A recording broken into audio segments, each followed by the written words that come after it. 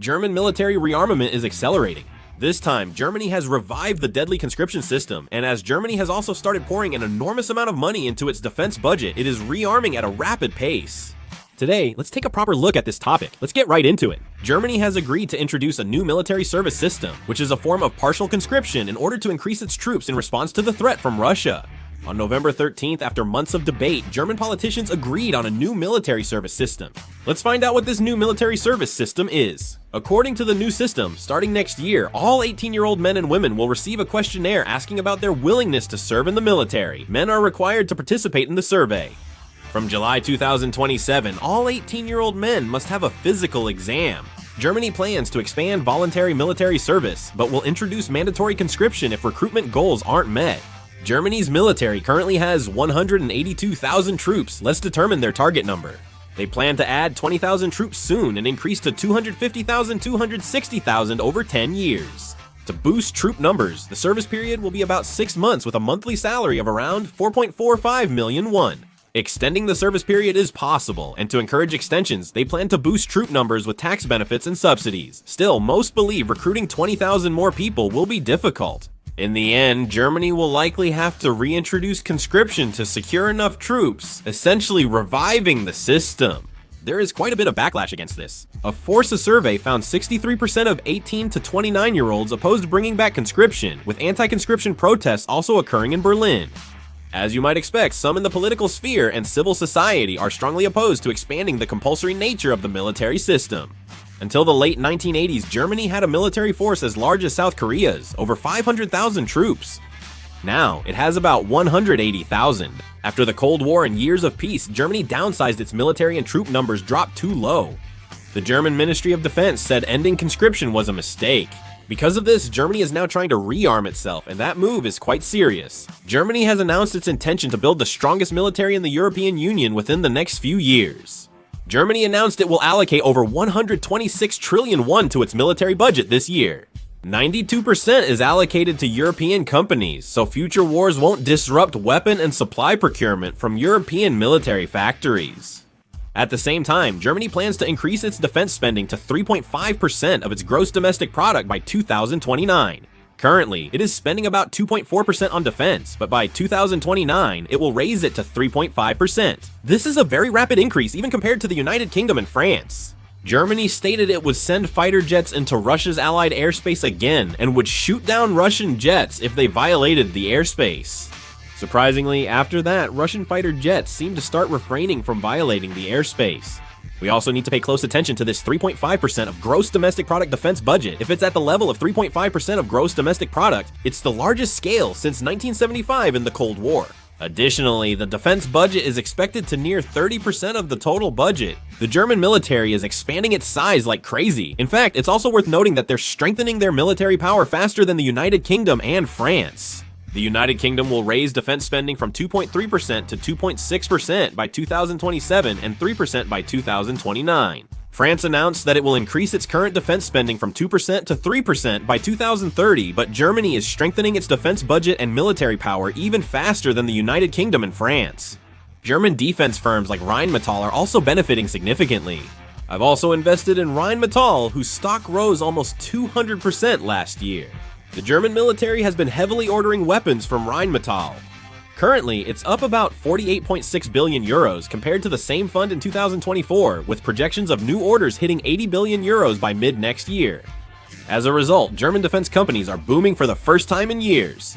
They also spent 4 trillion won on 15 more American F-35 jets and 1.3 trillion won on 20 additional Airbus military aircraft. Germany's military expansion is drawing mixed European reactions. Poland, for instance, supports it. Poland, bordering Russia, has repeatedly urged allies to boost defense spending for collective security. Poland has already increased its defense spending to over 4% of its gross domestic product, making it the most proactive country in Europe when it comes to investing in defense. They feel a direct threat from Russia, but some historical events also cause concerns. For now, the sense of welcome is greater than the feeling of fear. There are definitely countries expressing anxiety and dissatisfaction, such as France. France is currently concerned about the restructuring of the defense industry centered around Germany. This is due to historical and practical reasons. France has long been central to European defense. But if Germany strengthens its military power here, there is a possibility that France could lose all of its key position to Germany. Currently, France seems to be concerned about this. As Germany rapidly boosts its military, Europe's power center appears to be shifting eastward. But naturally, as Germany increases its defense budget like this, its fiscal deficit is also expected to grow accordingly. Germany's fiscal deficit was 33 billion euros, 56 trillion won in 2024, and is expected to rise to 82 billion euros in 2025. It's expected to rise to 139.25 trillion won, then reach about 213.97 trillion won by 2029. The main reason is seen as the increase in defense spending. Bundesbank warned in a recent report that Germany's debt to gross domestic product ratio could hit 90% by 2040 and may surpass 100%. It noted that during an economic crisis, supporting people and businesses is hard and may conflict with stability-focused monetary policies. Germany is prioritizing security and in March 2025 revised its basic law to strictly limit new debt. It plans to invest 500 billion euros, 848 trillion won, in infrastructure over 12 years.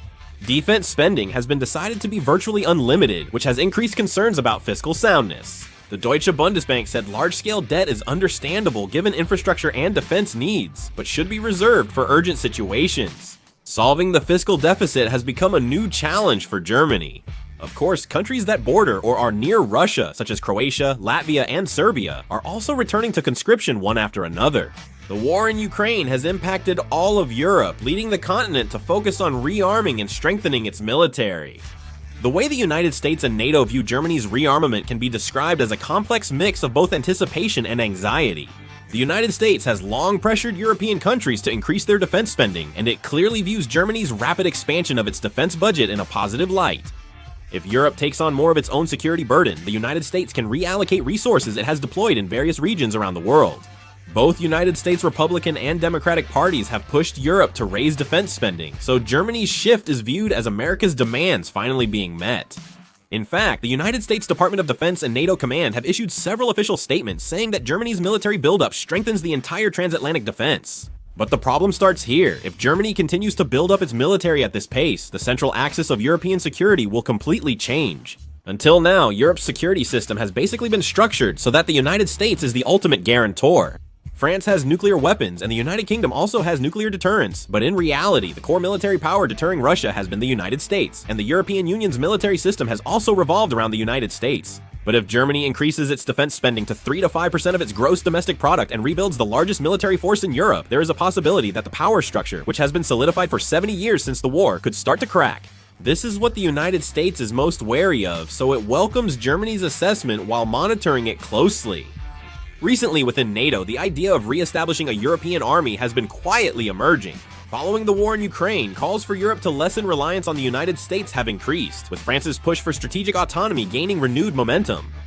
The question is, which country would lead a European army if one is formed? France claims to lead European security, but Germany is stronger in economic power, industry, and troop mobilization. In the end, if a European army becomes a reality, it is highly likely that control will shift not to France, but to Germany, and this is a sensitive issue not only for France, but also for the United States. The United States can accept Germany growing within NATO, but a German-led European army outside NATO is another matter. At that point, America's influence on European security would inevitably weaken. For this reason, American strategists support Germany's rearmament, but they are examining the details of its structure very carefully. They are closely watching if Germany will eventually try to dominate Europe's defense industry, weaken NATO's command, or team up with France to reduce America's influence with a new security framework. NATO is already feeling this tension. If Germany increases its defense spending and expands its military forces, its influence within NATO will naturally grow, which could relatively weaken the leadership of the United States, the United Kingdom, and France, who have maintained military-centered leadership until now. A fast-forming Germany-led defense industry in the European Union could reduce reliance on American weapons. Germany is restructuring key areas like fighter jets, tanks, artillery, and air defense around Rheinmetall and speeding up a European supply chain. This is also a factor that the United States is closely watching. The United States wants NATO's weapon standards and supply chains to remain centered around America. If Germany controls all European industry, the post-war order could be deeply disrupted. Therefore, the United States and NATO see Germany's rearmament as both a strategic opportunity and a risk. In terms of an immediate reinforcement of military power to deter Russia, it's definitely a necessary change, but if Germany grows too quickly in a short period of time, the center of European security could shift and the final decision-making authority that the United States has held could be shaken. That's why, within NATO right now, there is a movement to utilize Germany's rearmament but to maintain a pace that can be controlled. This trend will likely dominate future European security debates. Germany's military buildup is significant. How do you view Germany? Please let us know in the comments. That's the end of the video. Thank you.